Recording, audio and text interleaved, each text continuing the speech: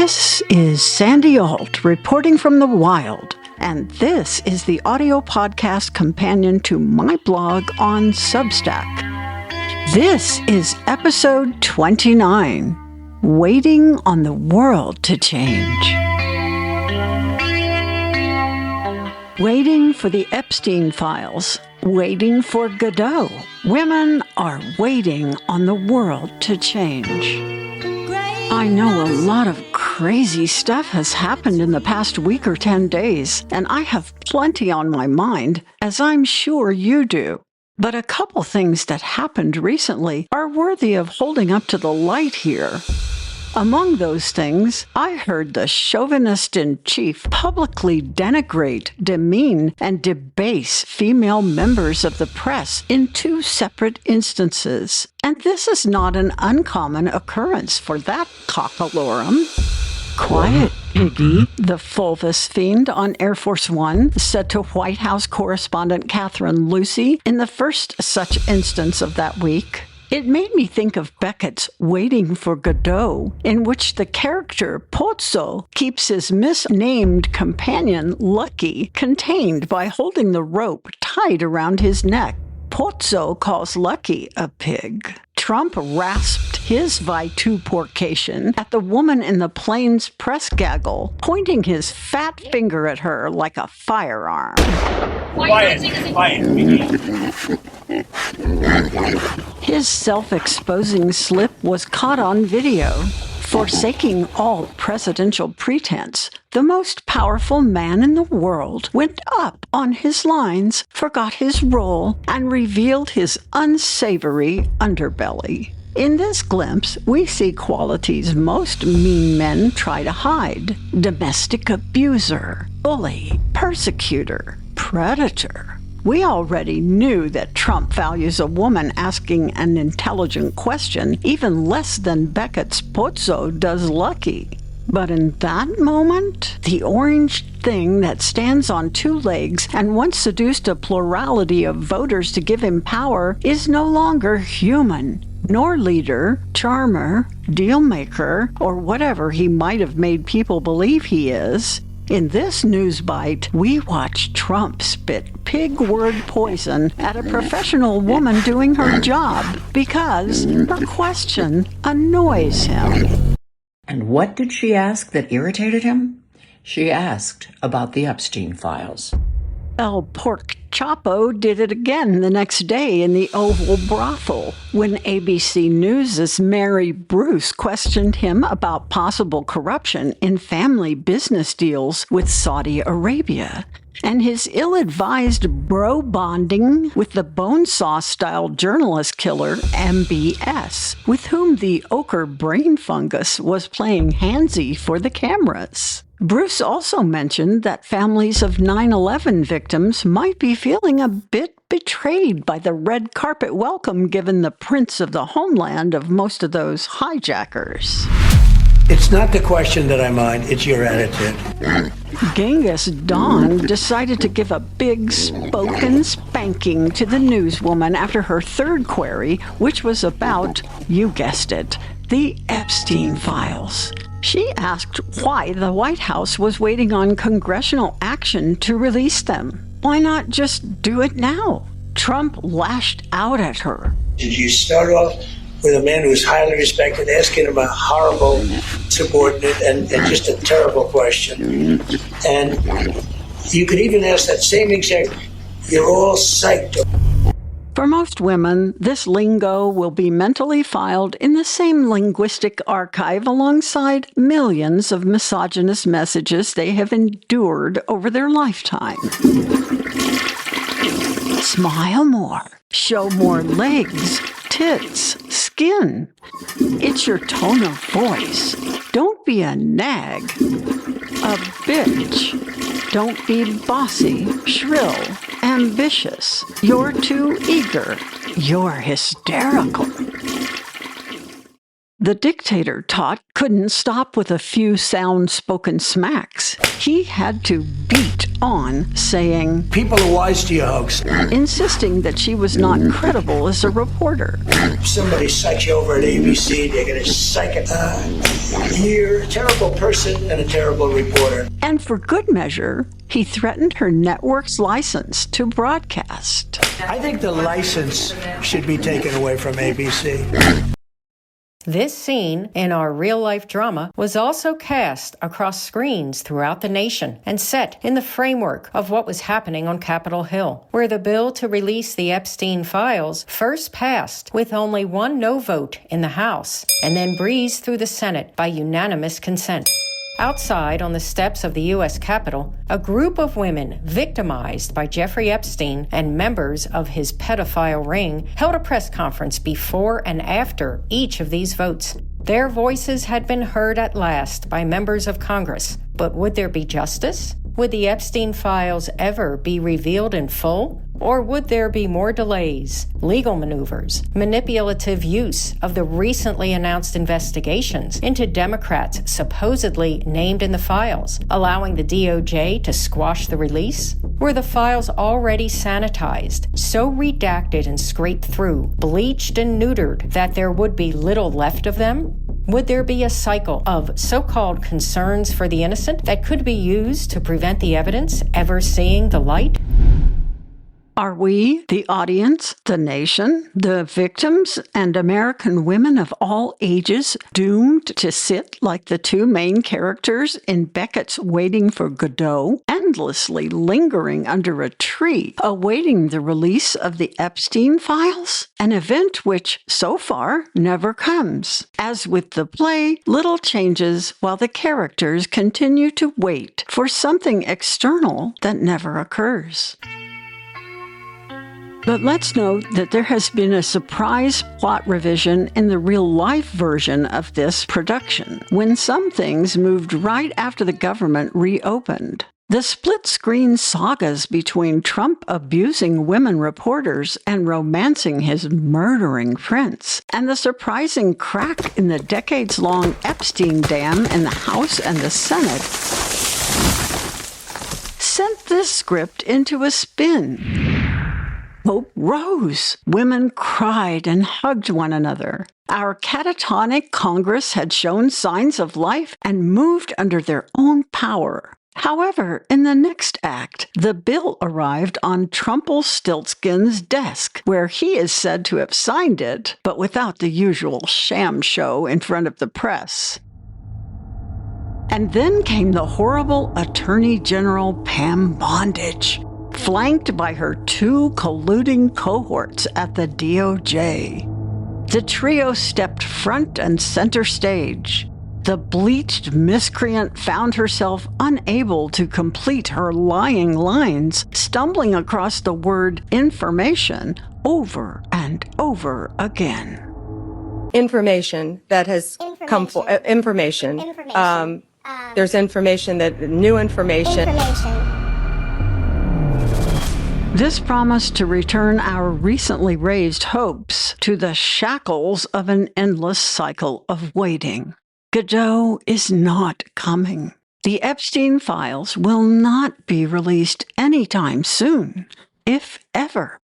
Women are waiting, like in these lyrics from John Mayer's song, Waiting on the World to Change. Now we see everything that's going wrong with the world and those who lead it. We just feel like we don't have the means to rise above and beat it.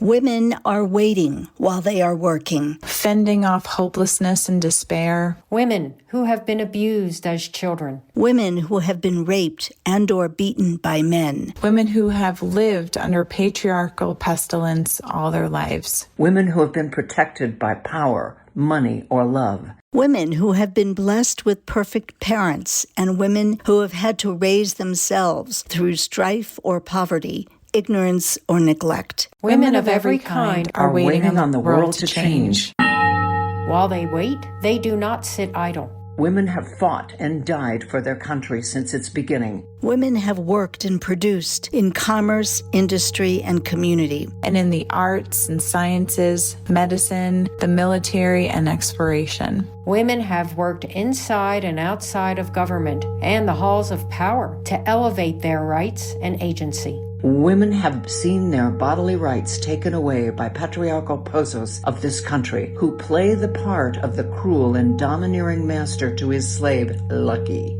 Women are dying at the hands of this cruelty. But in spite of this, as with Beckett's absurdist tragic comedy, Nothing changes. Women and female children of the United States wait For release from their captivity as toys to be used By rich and powerful men who have done so up to now according to their whim and without ramifications. For an instant, it seemed that some of Epstein's victims were finally heard.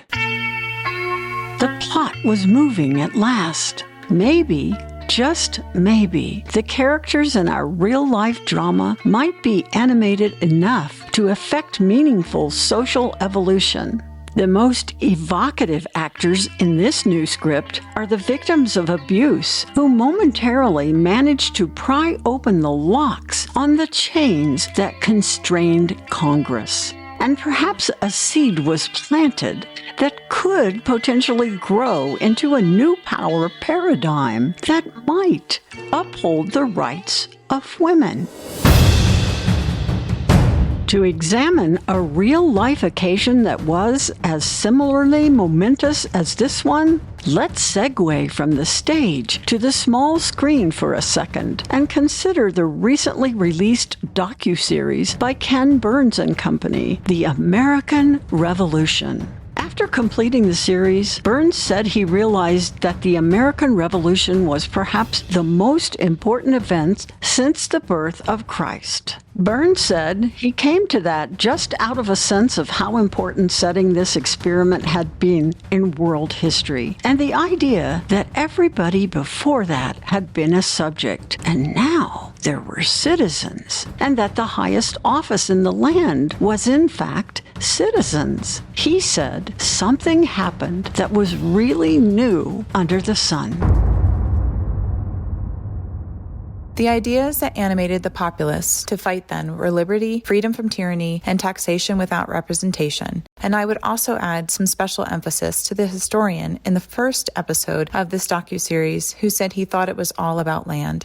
Still, there were concepts that made it into the minds of the people and the founding documents that were completely novel at the time. And although the authors of those documents owned slaves and were seizing the land of the indigenous as fast as they could, those same ideals that moved the new residents of the continent to join the battle of independence from England had taken root and begun to grow in the minds of many. In the 250 years since, we have made some headway towards achieving those principles. Fought a civil war for the ideal of equality, but never quite achieved the evolution from the concept that all men are created equal to its achievement. Beyond it still, we are clawing at the ground to try to claim anything like equality for women. Notably, former First Lady Michelle Obama, who worked to elect both Hillary Clinton and Kamala Harris, recently conceded that the country is not ready for a woman president, adding that the U.S. has, quote, a lot of growing up to do. It is obvious that the people of this country would rather give the democracy away to a ring of tyrannical Christo-fascists and avaricious billionaires with a reprobate for a figurehead than let a qualified woman lead. And patriarchy does not just fester in men. Until 3 Republican women in the U.S. House threw off the noose that hung the Epstein files in limbo, the remaining MAGA women in Trump's sycophancy circle there and in the Senate found ways to justify protecting pedophiles and permitting the rape of children so they could hold on to their own tiny morsel of perceived power. Sidebar. I cannot help but wonder how this might work in the mind of any woman. Do they tell themselves that the price for their power is not really too high if 1,000 or more children get trafficked, abused, and traumatized for life? Let's look back now to what happened in our real-life drama the week Congress reconvened after the shutdown. Remarkably, one of the House plot breakouts featured Marjorie Taylor Greene, who stepped front and center and created novel lines apologizing for her politically toxic behavior in the past. The Democrats and some Republicans in the House, in their sweeping move to the vote on the discharge petition, also created plot revisions. Suddenly, this play had a chorus. A plethora of relentless journalists and committed late-night comics. The voice of a victim from beyond the grave in her moving memoir. And a clamoring crowd of disgruntled former devotees to their dark lord. The late pedo's estate released new plot points in the form of damning emails. A former U.S. Treasury Secretary, and Harvard president no less, abruptly exited stage left. Straight away, we had a projection cue in the script as a group of the victims performed a potent PSA, holding photos of themselves as innocents, provoking tears from those still possessing feelings. I suffered so much pain. So much pain. So much pain. I suffered so much pain. I was 14 years old. I was 16 years old. I was 16. 17. 14 years old. This is me. This was me. This is me. When I met Jeffrey Epstein. A news story broke that a girl in another pedophile case involving former Republican member of the House, Matt Gaetz, who escaped accountability, had sold her body because she was homeless and needed braces for her teeth. This play has burst beyond the script, beyond the thought-provoking lines that stirred us to consider life's meanings, and into the realm of real rage and perhaps even ramifications. We women have always been working for the future of all humankind. We have borne the seeds of change, birthed them into life, Raise them up and nourish them with our own bodies and the outcome of our own toil. We have protected the vulnerable and survived the unspeakable. We have risen above the indignity of dominance and suppression, Rejected subservience, and arrived at the place where we are still working, Still hoping and still waiting for the world to change. Like in the chorus to Mayer's song, so we keep on waiting, waiting on the world to change. We keep on waiting, waiting on the world to change. It's hard to be persistent when we're standing at a distance, so we keep on waiting, waiting on the world to change.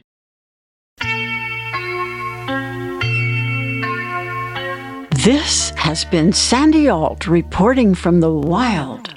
Every week or so, I publish a written blog on Substack, and then, a few days after, I produce a podcast version like this one.